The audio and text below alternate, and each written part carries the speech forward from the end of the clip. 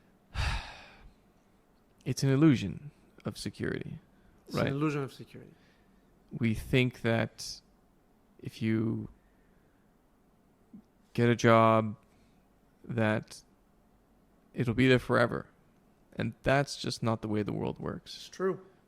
It's only a recent thing where we have this idea of retirement and pension and savings and all that kind of stuff. But if you actually observe what's going on in the real world, it's people every single day waking up and fighting to, essentially, they're fighting to uphold the economy, civilization, our border, whatever, everything, right? Yeah. It's just a constant endeavor. And someone's got to do that job. They do. People do it, right? And there's just constant problems to fix.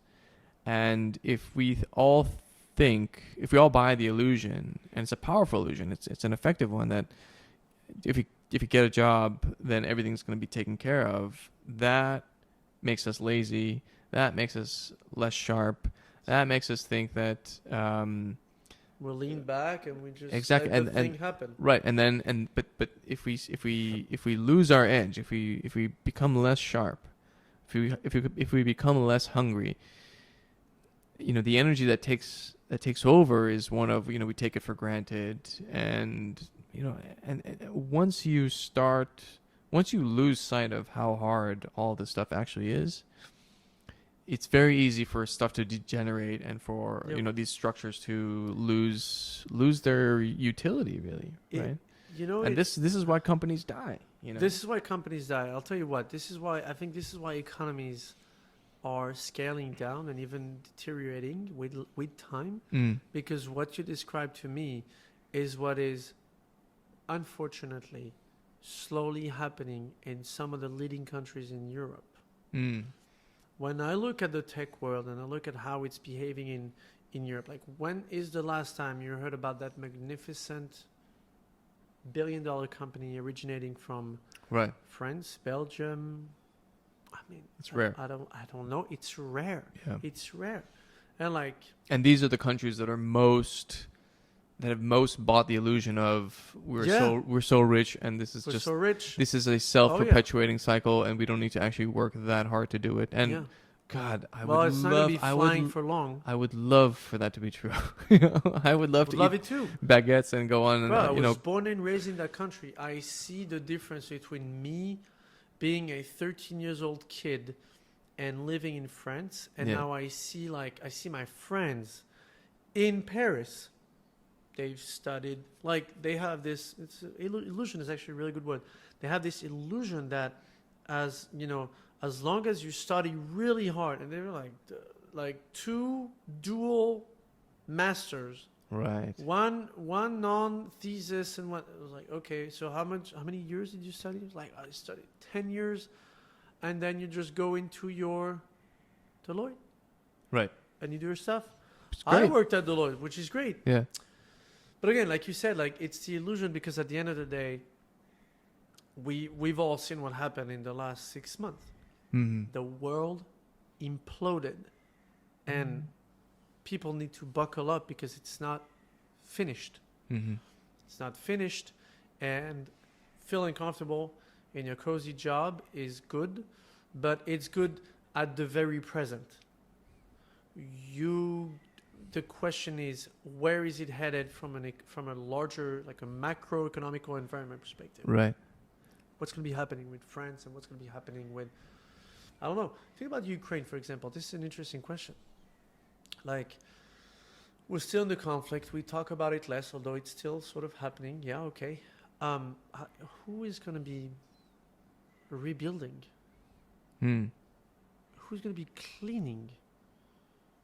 Who's going to be cleaning, rebuilding, restructuring the economy?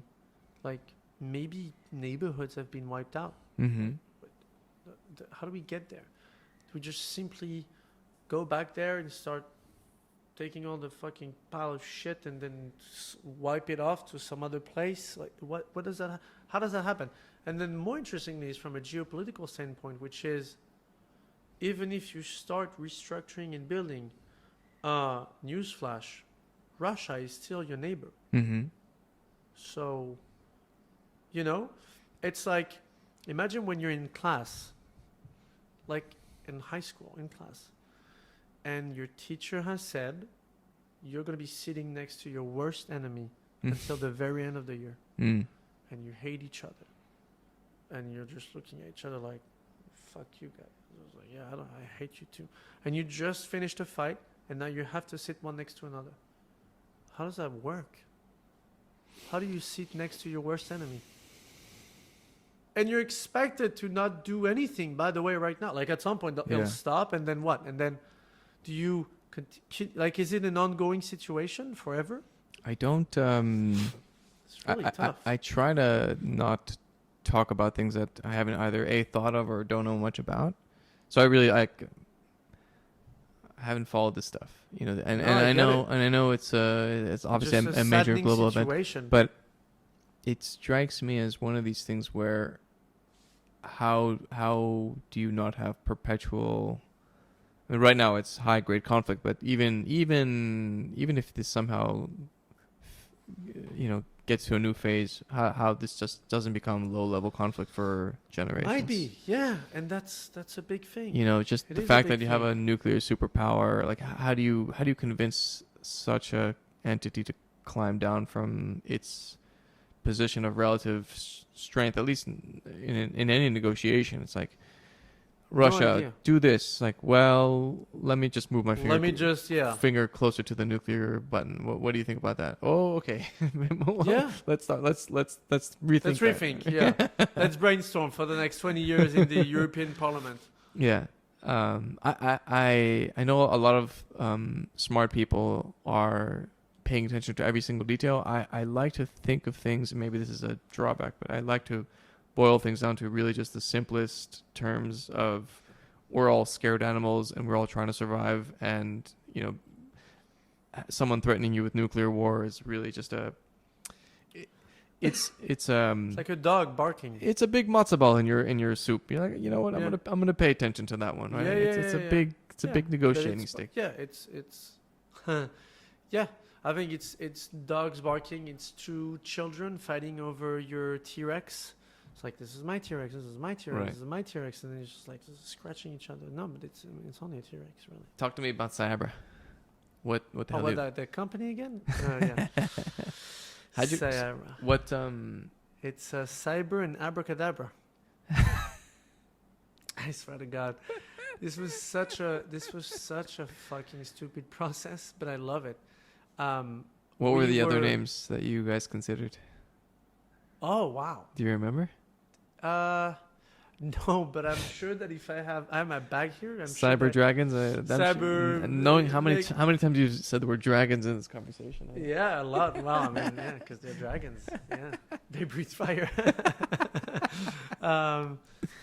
What are the other names? I don't know. I probably have an Excel spreadsheet, and I could dig it up and find the older names. But fine. We went through a very thorough process. We said, okay, we want to be considered as cybersecurities. We gotta have the Sci thing. Yeah. We also need to make sure that there's enough room for the Google search results to be optimized so that when someone types something similar or that name, then Google, in time of course, will not change it. So if you type Cyabra now, it won't say, did you mean Shabebra? And then Shabebra is like the largest shawarma place in Los Angeles. Like, okay, so it's like, oh, it's a false example, but you get my point. So it's like, your goal is to make sure that there's enough of a space availability, like a clean slate of search result, so that you can actually create something. Now, Cyabra, of course, it's a weird name. It's okay in a lot of languages, but actually when you pronounce it in English, some people are like, oh, is it Sia? Is it Sia Bra? Bra like brother? So we've got all these weird variations. But yeah, it's actually just Cyber and Abracadabra, as in, because it's like ancient Aramaic, Abracadabra. Yeah. One of my co-founders is somehow securely, and then the thought behind it was Abracadabra comes from the terminology Evra Kedavera, if I pronounce it correctly, which actually means may it be revealed, like almost like may the truth be revealed. Okay. And that's our job. We are the bullshit detector. We're the watchdog that is bringing a little more transparency around So the. give me, look, I'm a client of Sabra. Yeah. How does it work? What is it that you guys are doing? We've got so the product is a software as a service company. No, I'm just kidding. This is actually really boring. Most people will say, "So what do you do?" And then No, they'll really. Like, okay, it's you know. cloud based. It's like, no, How who about gives this? a fuck about cloud-based? Let's bring this down to earth. Yeah, I'm Happy to explain. I'm on Twitter. Yeah. How am I interact? I'm me. I'm on Twitter. Yeah. How do I interact with you guys? Yeah. Well, first of all, trust me. I do wish at some point that we would have a solution for what we call the B2C, so for the consumers, for you and I. Okay. We don't actually provide our solution to the people. We provide our solution to large organizations. But in the end, the large organizations are speaking to people, right? Oh, so, yeah, so yeah. tell me that interaction. But I mean, what I meant by that is yes, the end user is a human being, but the end user has a job, and usually it's an analyst or a researcher within large B2C organizations. So let me give you an example. Okay. I think it would be interesting at some point to maybe start and serve like an Intel, right? Because Intel is a massive company, makes sense, blah, blah, blah. But today we actually focus, no offense, Intel, we actually focus on the B2C companies because the one that we serve are the ones that are very, very sensitive and privy to what people say. Like imagine the world that I'm trying to build. My job is to distinguish between real, bad, and fake of social media actors, behaviors, and content. You're good? Yeah. If that's my job, then helping Intel or helping the largest toilet paper manufacturer in Europe is not going to be my first target because there's not a lot of chatter, not a lot of conversations around it. And maybe there is, and I don't know, but it wouldn't be my first priority. Right. Versus going and talking about like Bank of America. I mean, my goodness, do you imagine how big of an online presence Bank of America has? They do? Of course. Why? It's a bank because people like complaining. People like being disgruntled. People like saying, well, I went to the bank and the lady, she yelled at me. Or people like inventing stuff about the customer service. Really? Of course. Of course. And do you know where it happens? Do you know where all this shit is being filmed and propagated like nowhere else? On Facebook, on Twitter, on Instagram, on TikTok. Yes, it can be filmed. It can be written down. You don't have to film stuff. You can just go in and say, yesterday I went to at Bank of America, Washington, D.C., street, blah, blah, with the address. And the lady at the counter, she yelled at me. It was a great morning. I was really happy to see my kids. Now I'm disgruntled. Well, great way to start my week. Suddenly you get a wave of like 9 million people say, oh, I got the same thing. Soon to be, you've got a wave of, it could, by the way, could be real, bad or fake actors joining a conversation about Bank of America as a disgruntled customer. Okay. And here you go. You've got what we call the snowball. So it's a shitstorm. But hang on a second, because I have two questions. One is, let's say that's genuine. Let's say it's real. Let's say someone was treated badly at the Bank of America branch in Washington, D.C. Yeah. And someone posts this, and then it generates all this attention. Isn't that what you could argue that the market is saying? There's a really shitty teller or something. Absolutely. And the market is saying, no, that person's got to go because they're just they're a cancer on society. Because whatever. Right. Yeah. So there's nothing wrong with that. Nothing. Intrinsically. In fact, it's good. It's the market trying to correct for some error in the system. Absolutely. There's nothing wrong about it. So the mechanisms that hold on, let me take one step back. The social media platforms are built around creating virality. Okay. Right? Like when I say something and you have like 50 likes, it's great. But when someone else says something and it has 50,000 likes, it's the purpose of the social media platforms to make sure that there are bigger eyeballs, a bigger audience, because that's the whole concept behind the scenes of the algorithms. Yeah. So there's nothing wrong about the fact that the opinion is genuine, and actually maybe the whole storm is genuine. All the people joining the conversation are genuine. and all the journalists that are saying yes, it's true, Right. it's a plague, people are sad about whatever company or whatever bank. But we just live in a world where it's almost impossible to not look at things on social media and ask yourself the question, what am I reading? What am I reading? What's the agenda? Is there an agenda behind the scenes? Mm. And are we facing, hold on, is this, am I being pulled a prank by someone? Like, what is it, me being part? These are two very important terms. Am I, if it's a lie, or it might just be a way of propagating things, is it me being part of misinformation, or is it me spreading something maliciously? Therefore, this is disinformation. Mm-hmm. That's the difference. Misinformation is when you are unintentionally propagating that snowball. Mm. You don't necessarily have to have a malicious intent. Disinformation is actually the process of me saying, you know what? I don't like Ben and I don't like Manu, and not your son or whomever. I don't like John, and so therefore I will spread that one piece of information. It doesn't have to be Yeah. real, genuine, fake, bad spam. No. Wow. So your company's you're really getting down to metaphysics here. I mean, you're what is true, What is true? right? very And complicated. let's say it's a bad truth. Is that aimed at the good or is that aimed at the bad? Like you're putting yourself on that level of society. At the crossroads of like what is true. It's very complicated. I can tell you one thing though. It is a very, very philosophical question. Like what's true, what's not. Who are you to decide? Right. Why are you deciding for me? Right? So we've got a lot of customers that throughout the last 2-3 years were saying, well, I mean, we don't, like, why should we trust you? You guys are saying that you want to be the stamp of trustworthiness, Right. of credibility Right. of these online interactions on social media Yeah. and wherever. But Yeah. why should I put my trust on your findings? Why? Who are you to decide? And you can talk, and listen, you can talk about my co-founders having an incredible background. You can talk about the technology. Like I said, technology, is it 88% accurate or is it 91% accurate? Like, do you think it's going to make a difference for these Right. people? No, Right. it won't. No, Right. it won't. Right. I think it's a question of how you position yourself.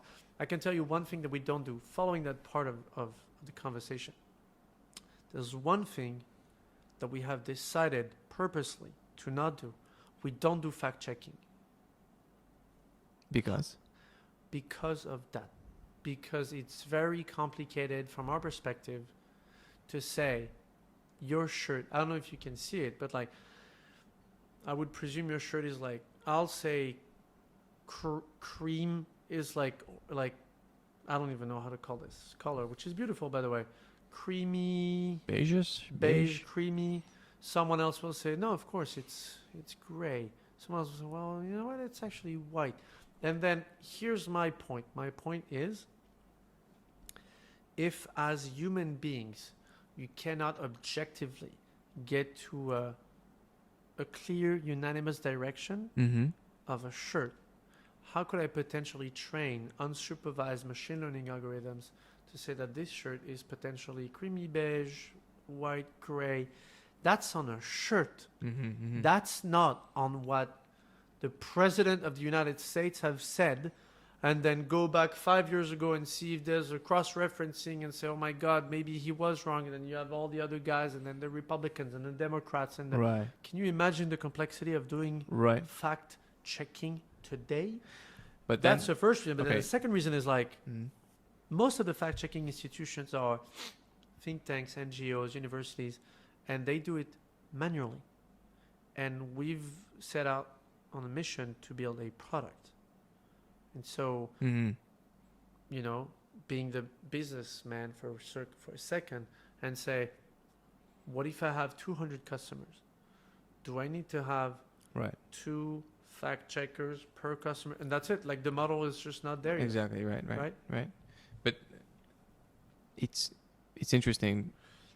So again, if you want to stay in the philosophical area for a second, so there is no one person who can say I've got the truth, right? I've got a firm grasp on this.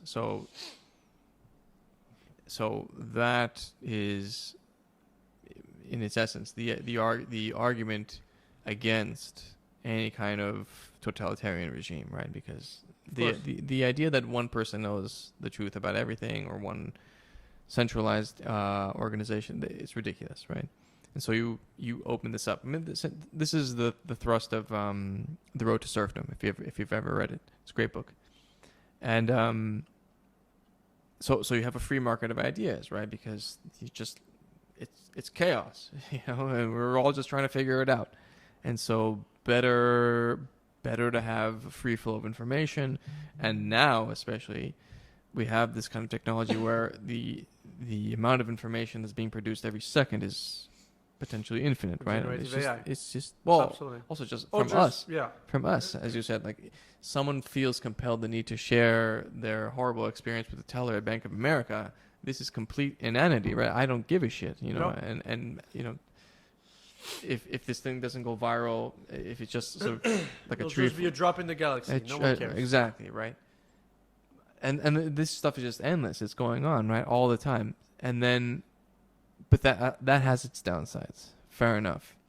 But still, you have this problem of, okay, so let's take the disinformation part of it, right? Yeah. How can you assign intent, malicious intent, to a piece of information that's out there? Yeah. Do you just say, I'm making something up, right? But I don't know, if it's Chinese intelligence, well, it's automatically propaganda that's meant to hurt. No. This would be too complex. This would be in the realm of the fact checking. This is a red shirt. It would be complicated. So how do you know it's disinformation and what isn't? Yeah. The way that we look at disinformation, misinformation, propaganda, fake news, blah, blah, blah. Yeah. And even, remember the 3 pillars that I said? We want to do real bad fake filtering on actors, behaviors, and content. Okay. Interestingly enough, we have focused on the content because it potentially is the biggest one of them all. Because the actor is, it wouldn't shock you if I told you we're employing machine learning algorithms to understand if it's a real account or if it's a fake account or if it's a spammy account based on his behaviors. Mm-hmm.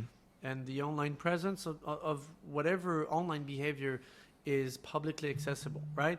That doesn't shock you because it's not fact-checking, it's the actor checking. It's also, it's an interesting claim because on the one hand, it's rather obvious. On the other hand, it's kind of not, because there's a difference between the way a human behaves online versus a machine. Absolutely. And what the hell is that? Yeah, so... Because I have no clue how I behave online. Yeah. I don't pay attention to it.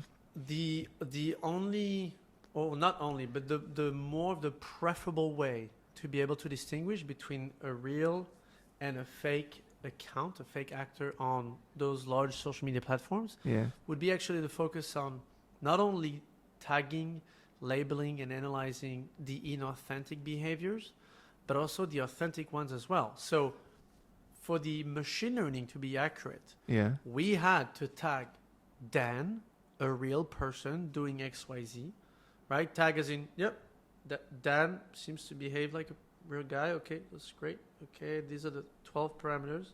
V.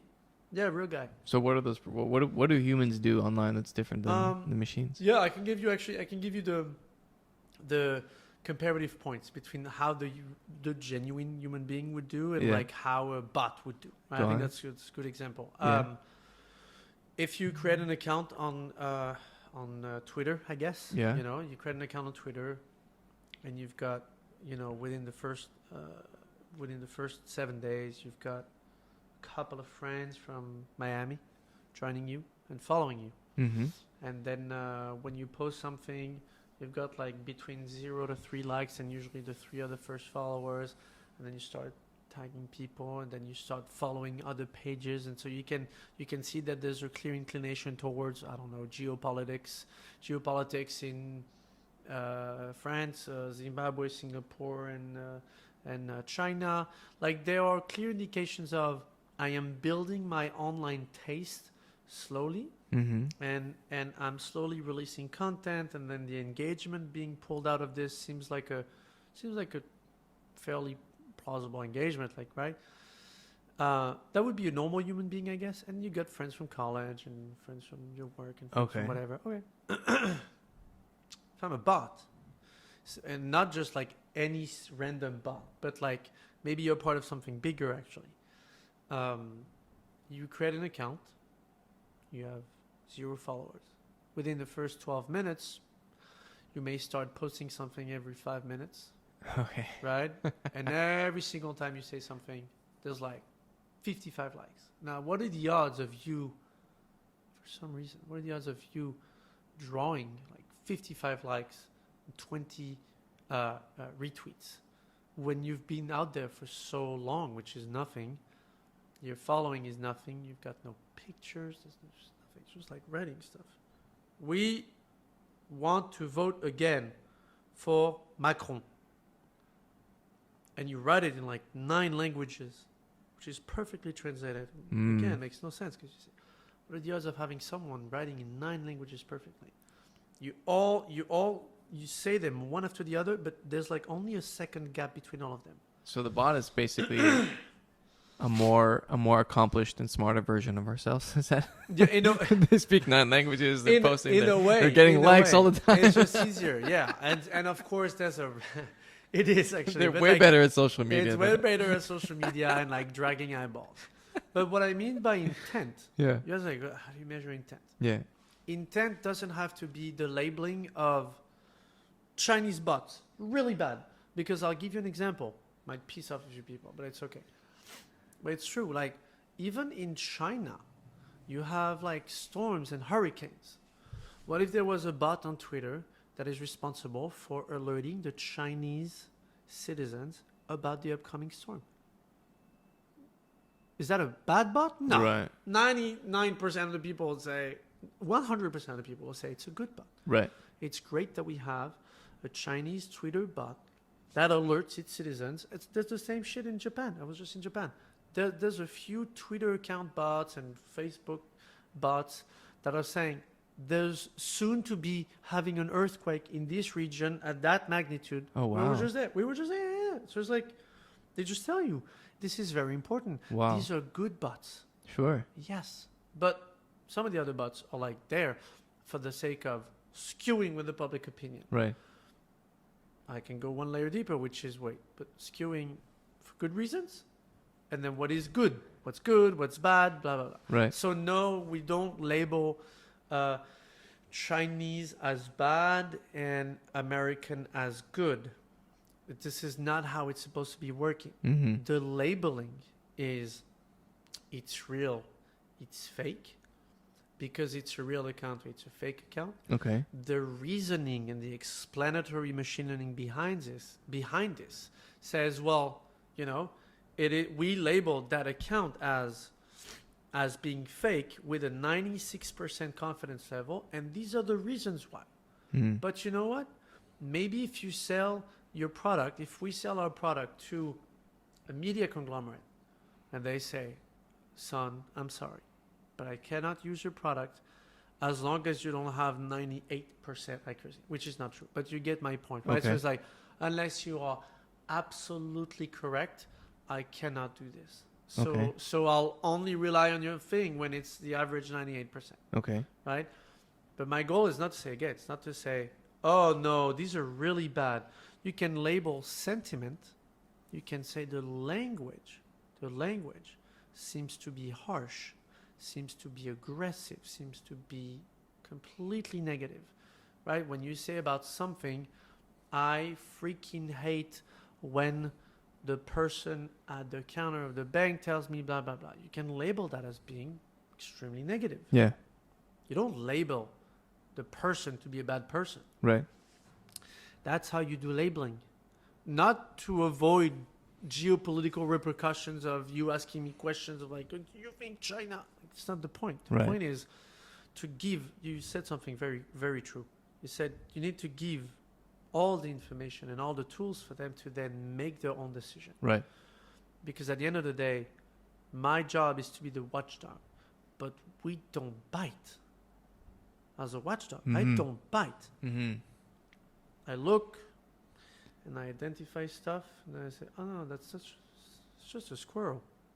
Squirrel doesn't mean no harm to us, Right. or to whomever house I'm guarding, right? Which are my customers." So you aim your technology at fake accounts.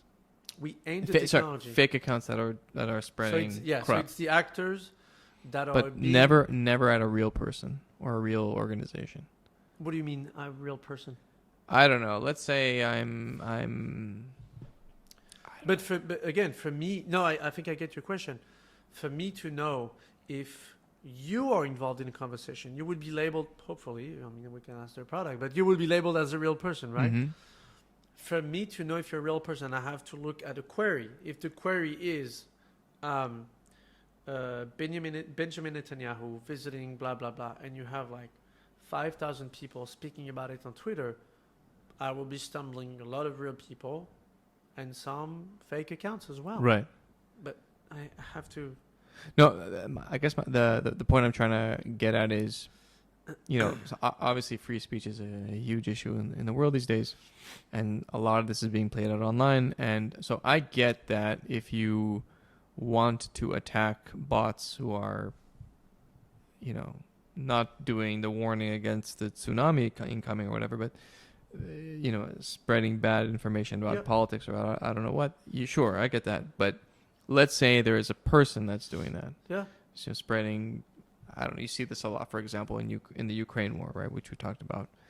Many people have an opinion on this stuff, Of course. right? And they should.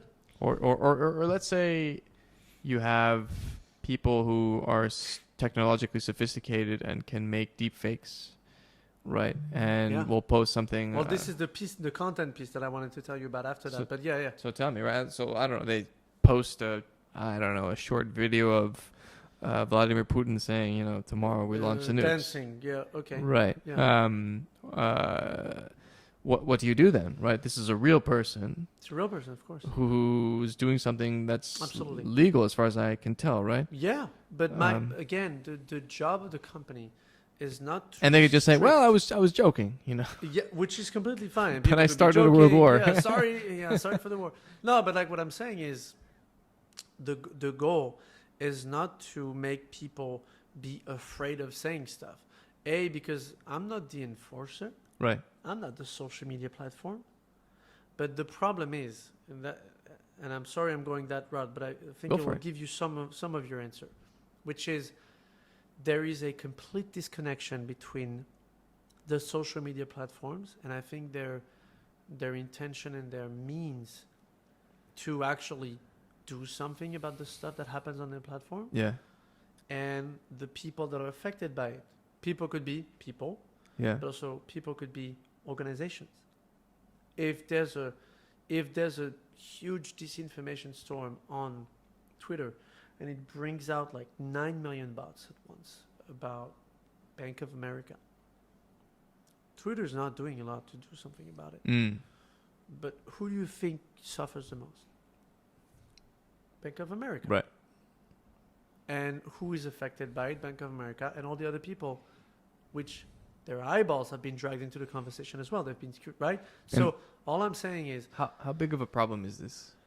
It happens on a daily basis everywhere, for companies, for political parties, for individuals, for celebrities, for singers. I mean, it's everywhere. And this can't be fixed at the root level. Like let's just say Twitter, for example. Yeah. Twitter can't have developed some kind of system within that identifies good bots versus bad bots and shut those accounts down. I wish that was the answer, but I think there's two issues to it. And we work with work with Musk for the Twitter acquisition. Right. What we realize is that they have a black box that claims, it's X. This is the amount of inauthentic accounts. We've taken measures. You don't know out of what portion these accounts have been taken from. Is it when they were creating the account, or is it when they started spreading something, and only after 12 days they did something about. Like you don't even know what's the sample, how big of a sample size. I can tell you, it was ridiculous because we analyzed. Really, we analyzed. I can tell you that maybe without giving the entire sample size, what we analyzed for Elon Musk for the Twitter acquisition was 100 times bigger than what Twitter analyzed for itself. So okay, so if I understood it correctly, people can create bot accounts Easily. and they will only be detected the time it takes to detect. By the time they are detected, it could be that they've already sent out 100 tweets And deleted the account. Ah, wow. Oh, yeah.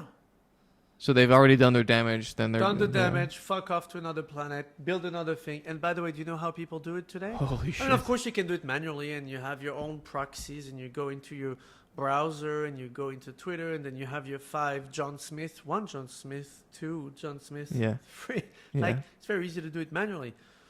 But we've all seen this company from Israel that was from Modi'in that has been uncovered to be one of the biggest scandals of like online speech and misinformation, which is, did you hear about this story? Tell me, what is this? There's a bunch of guys coming from whatever place in the IDF, right? And instead of having wonderful co-founders of mine that turned right and created the watchdog, some people turned left and created the attack dog. Okay. What did they do? They had a software that people were subscribing for. My goodness, I think it was like hundreds of thousands of dollars per month. And it was, in a way, what people call fleet management. Fleet management? Yeah. Okay. Like fleet management, what do you think of? Like airplanes? Airplanes, boats, whatever it is. Okay. It's pretty much the same thing, but the inventory is not fleets, or it's not boats or planes. It's social media profiles. You have a software. Oh, wow. Yes, you have a software, and you press a button, and then you say, I want a profile. Actually, that looks like Debbie, Dan's wife. Good-looking blonde girl, super sharp. This background, well, she must be 31 years old, okay. She must be living here. She likes poetry and banana cakes, for example. And she must be active only on Facebook and Twitter. Press a button, and then this shit is getting fired up. Next thing you know, you can have 1, 10, 200 like these. In a minute. Fleet management. So not only does the creation, it actually does the maintenance for you. Meaning the software is pretty much the puppet master. Oh yeah, 1 closes up, 2 will open up the next day. What happened to this company? Well, you said it was a scandal, so they've been... It was a huge scandal. Le Monde, everything. We were interviewed as being like, what do you guys think about these guys? Have you ever stumbled upon their bots? And then I say, to your point, by the way, and then I say, look, if I stumble upon John Smith 123, I don't know if there's I don't know who's the company behind it. I don't do forensical IP address. This is not allowed. This is not compliant. And we do want to make everything as compliant as we can. So obviously we don't track IP addresses. Like we don't even get there. That's the easy part. But I'm sure we have stumbled upon, without knowing, in election interference, I'm sure we have stumbled upon stuff because we've been working with large public sector organizations. We've been working with like very, very large. Like, for example, we work with CDP, the largest bank in Italy. Okay. I'm sure, just like with CDP, if you take another large bank and you say there's a financial incentive to skew with the customers' minds, there must be someone paying for it. Oh, wow. Oh, yes. Is this like part of corporate warfare? Like who's funding all this stuff? Who's incentivized to attack Bank of America or CDP? I mean, if I'm a high net worth individual and you fucked with my money and now I lost I have $500 million. Now I've got 480 because you put all my money in the S&P 500 and it dropped 6 months ago. And I got no one to blame besides Bank of America, right? Or whomever, Morgan Stanley. Why wouldn't I pay $1 million to blame them? Why wouldn't you? Because that doesn't get your money back. No, yeah, but it maybe makes you feel right. Again, put yourself in the other Wow. shoes. What's $1 million? Why wouldn't government say, wait, is this Russia doing this shit and they're spending $1 billion on information warfare? Why wouldn't you spend a lot of money on information warfare? Back in the days, it was like falsifying newspapers and then giving briefcases to people and then slipping shit under your coffee. Do you really?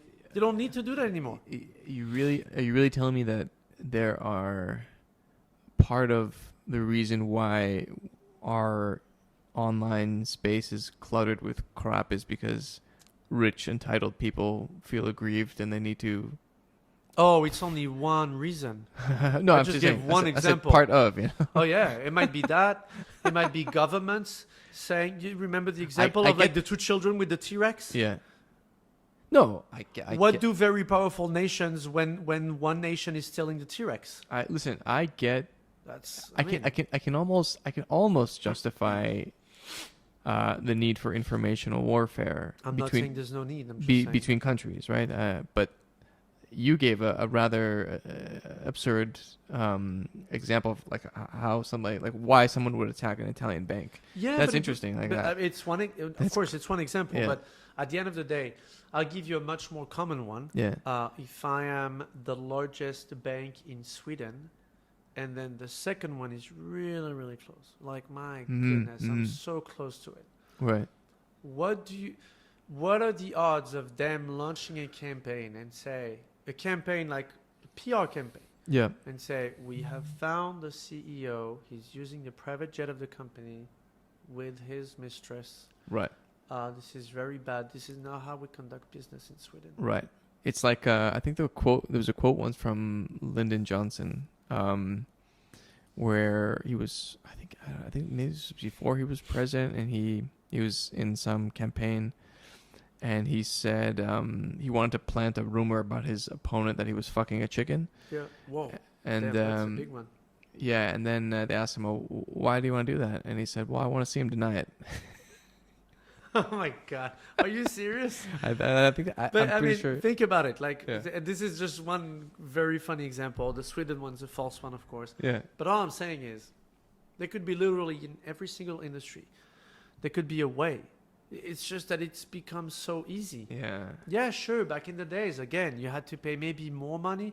It was slower, and Wow. it was probably more targeted on specific stuff. Yeah. But now, yes, social media has become the landscape where Right. you can just do it.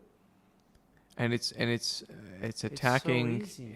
and it's the attack is on one of the most integral parts of our lives, which is our reputation. It's our reputation. Right.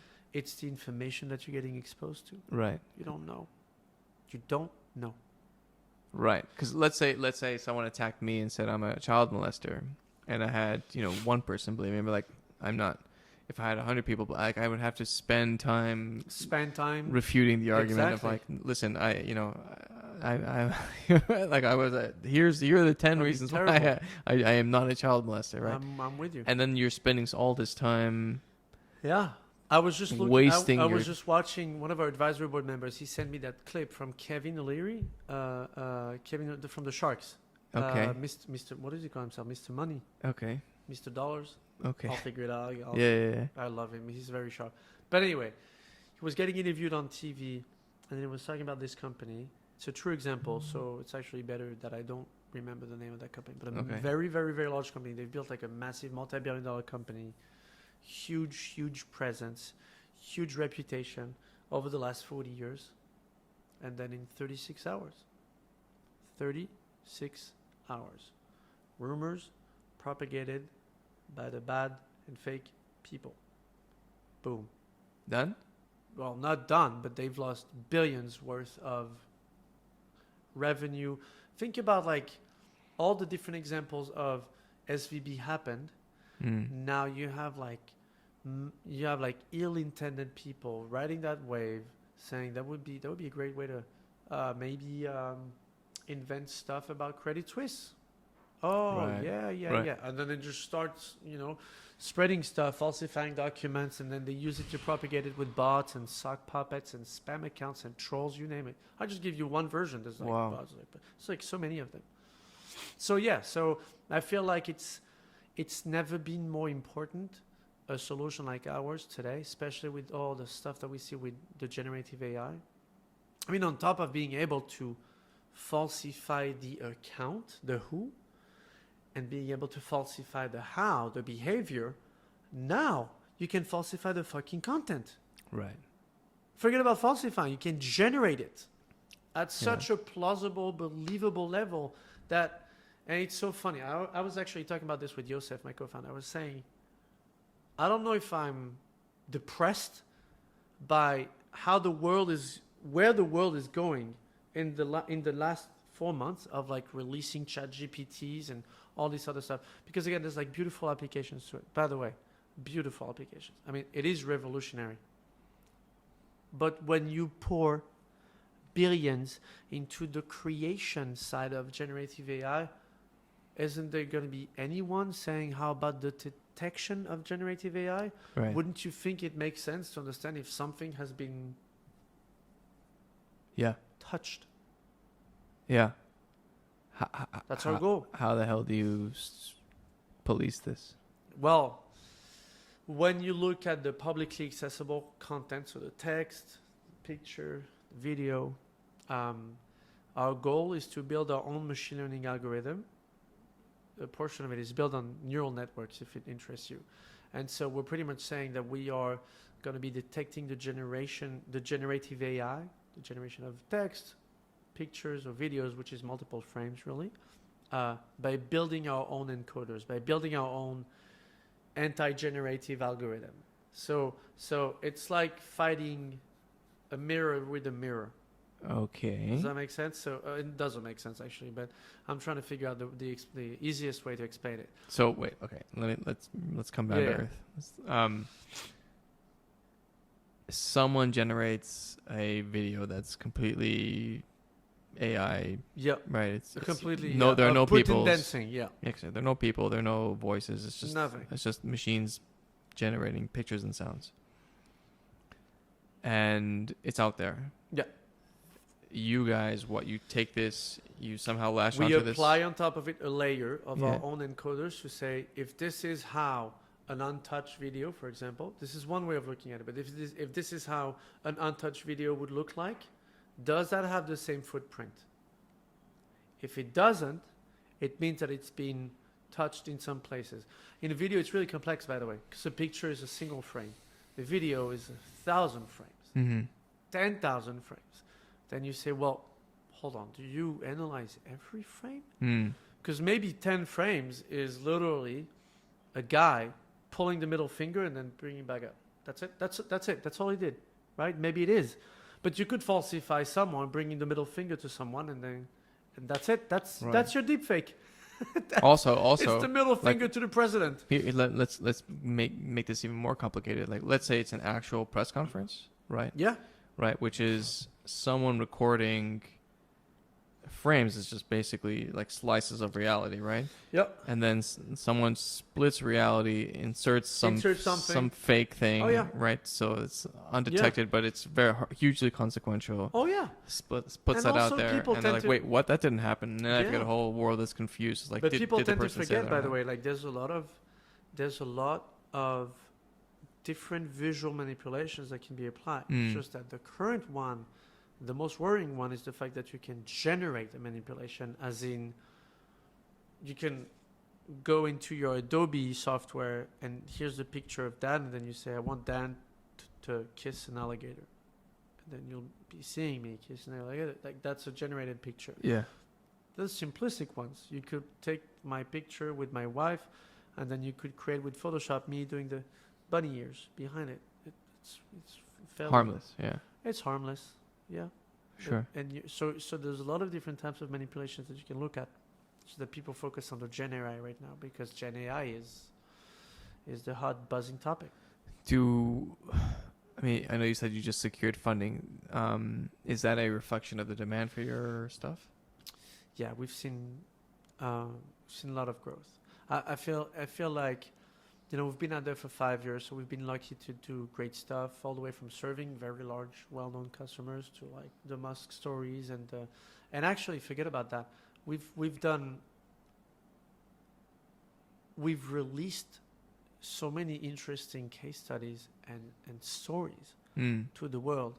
Like, no one has commissioned us to talk about the U.S. election interference or talk about the Johnny Depp Amber Heard. No one has paid for this shit. This is us doing it because we found a really Johnny Depp and Amber Heard divorce. What happened? They there? got divorced. Yeah. No, what happened that you guys were involved Well, in? there was so people were starting to chat about the fact that there's a lot of bots that are driving either the negativity against Johnny Depp or the positivity about Amber Heard. But this is precisely the rich entitled person feeling aggrieved, and then I'm assuming it was commissioned by one side but or I'm both. saying, like, we weren't commissioned by anyone. We No, found no, this the topic bots. fascinating. The bots. Oh, the bots. Yeah, someone who was. It might have been, yeah. But I can tell you, yeah, it was like 3-4 times higher than the average. Yeah. Holy shit. 3-4 times. It got picked up everywhere. Joe Rogan was like losing his shit. He reposted it. Oh my God, look at the bots, blah, blah, blah. Like, it was very...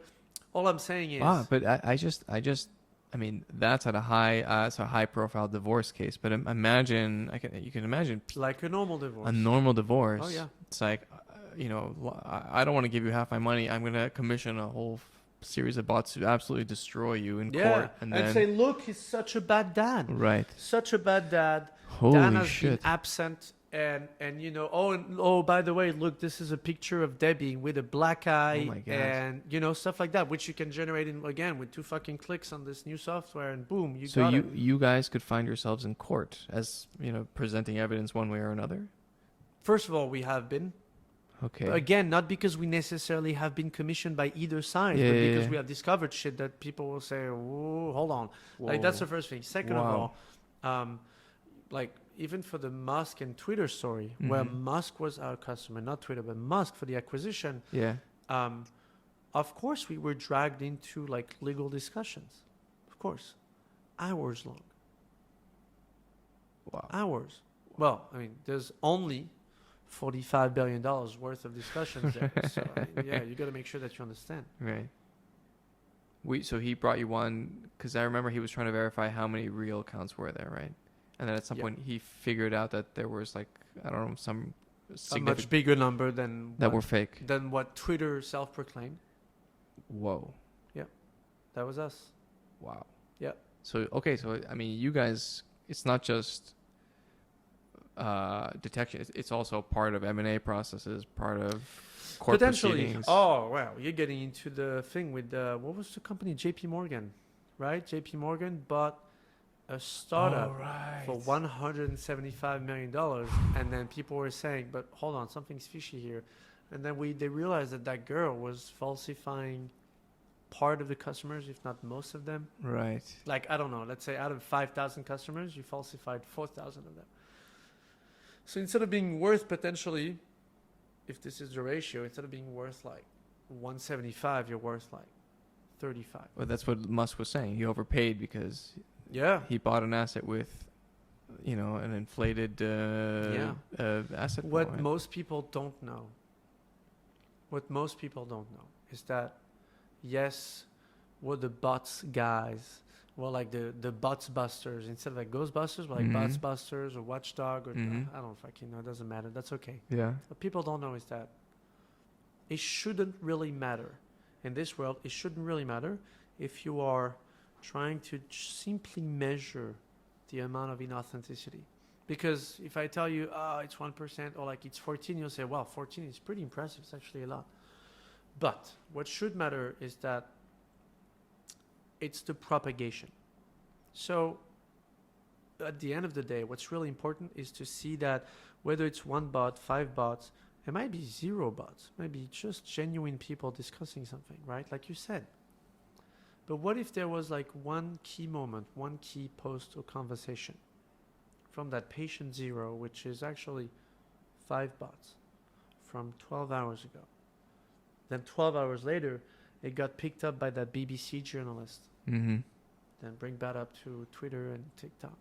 And you've got like 10 million people being exposed to it. because 5 bots were able to skew with one BBC journalist mind. Is the ratio of inauthenticity important? No. The entire equation has to be about understanding the orchestration, so the speed, the strength, and the manner at which you are making a piece of information fly from one point to another. In that case, it is 5 bots, one BBC journalist. In some case, it might have been 5 years. One hashtag, 5 years, 10 million people saying it online, but you've never heard about the hashtag Dan is a bad person. Right. Right? 10 million. No one ever heard about it. Yeah. Until the very moment where Peter Thiel said it. It's not a bot. It's a real person. Right. It's a real person Right. being the inflection point, being the patient zero of your propagation. And all Right. the other 10 million real people Exactly. Yeah. meant nothing. Right. Well, not really, right? Because they were pushing it. They were snowflakes that was gathering. There were this huge- snowflakes in for this the ball. snowball. Right. Exactly. Right. So what I'm trying to say is, as Seabra, as our customers, as a normal human being, Mm. you and I should always focus on the ability to ask the question, are we facing a real or a fake person? I think it's one part of the equation, but also how fast is this thing flying? Like, because am I already being part of the snowball, or is it Yeah. like is there someone who's really almost pulling the strings here, or is it so fast? Do I want to be part of that conversation? Because once you're part of something, it's very hard to retract it and go back. The online footprint is there to stay. You won't delete your account. Right. The bots and the trolls, sure, they can delete their accounts if they want to. They have the softwares with the fleet management. Get it. You won't. So every time you say something publicly, it means that people can say, oh yeah, he said that. Yeah, that's true. He was against the thing with Bank of America. You might have been labeled as anti, Right. right?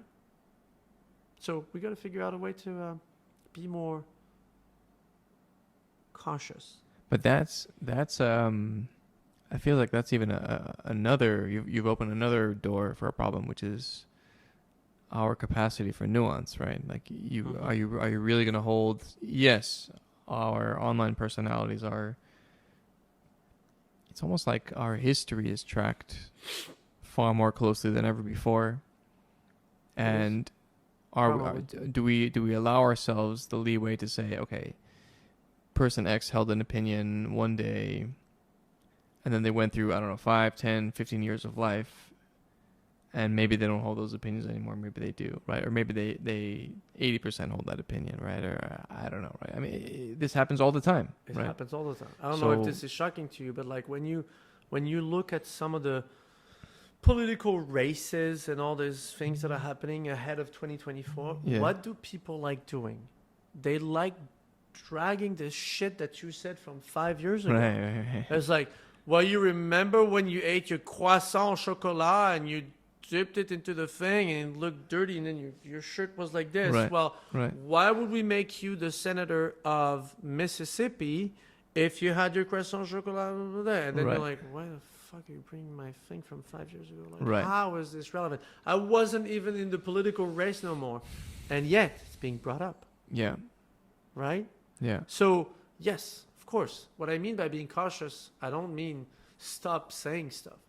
I just mean at least know that this is here to stay right now.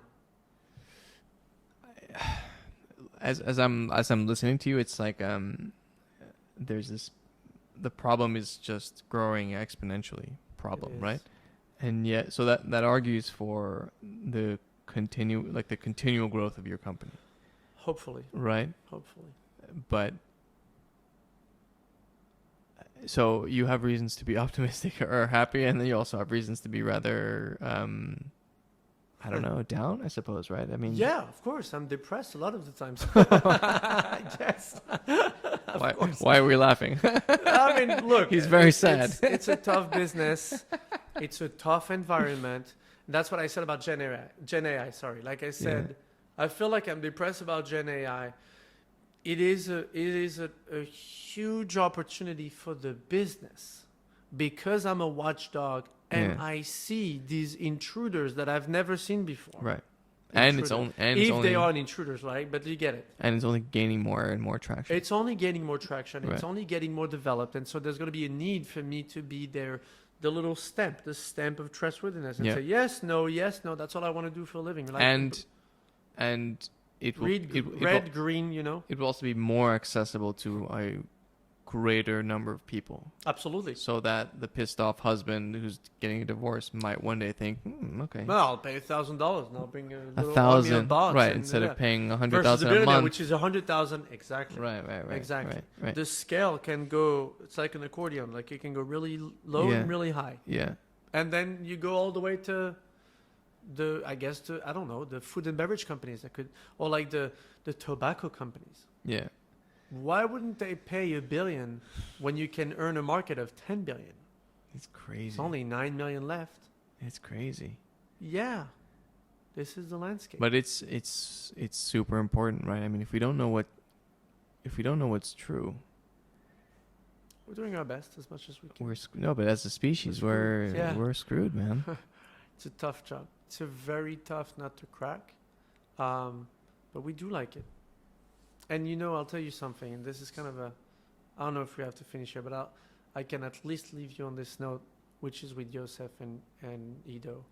And they deserve all the credit when they said that, and when we created the company together, they said, and sometimes we laugh about this, you know, they say, as an entrepreneur, you're facing a lot of challenges.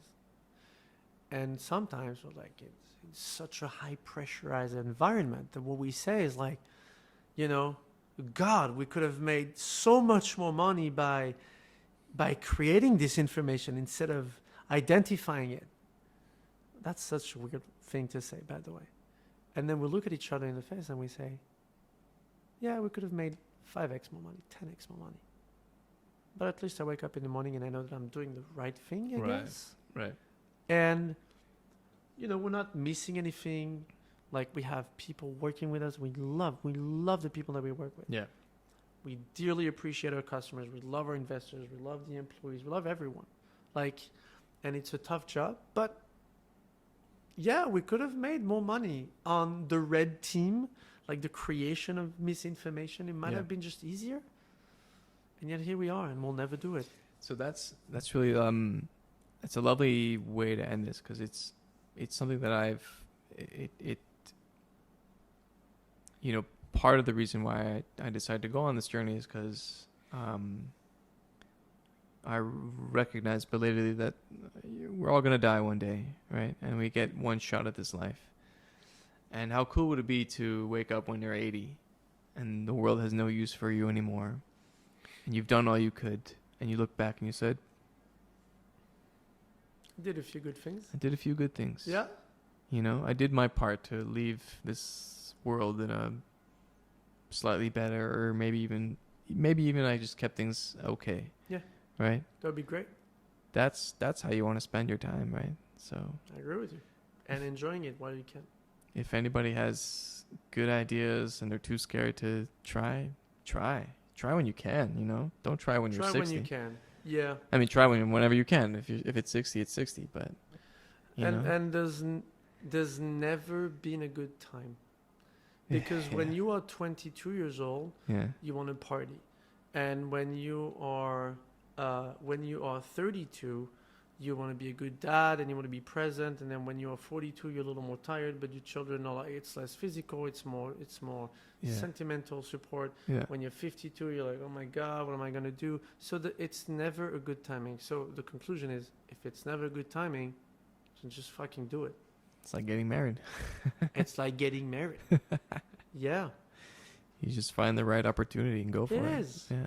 You just got to jump in, I guess. Good talking to you, man. Oh, man. Thank you.